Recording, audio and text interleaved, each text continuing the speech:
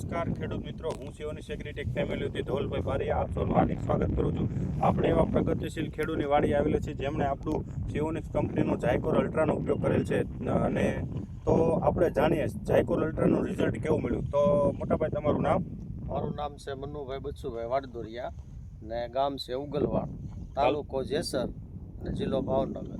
તો તમે કાકા 10 દિવસ પહેલાં ઝાયકોર અલ્ટ્રાનું ડુંગળીની અંદર ઉપયોગ કર્યો, તો એમાં તમને રિઝલ્ટ કેવું મળ્યું?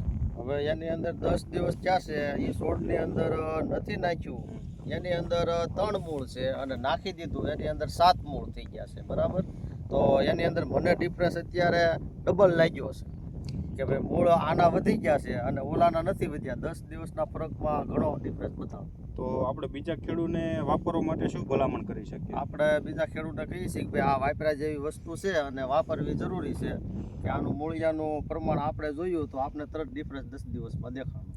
ઓકે, આભાર.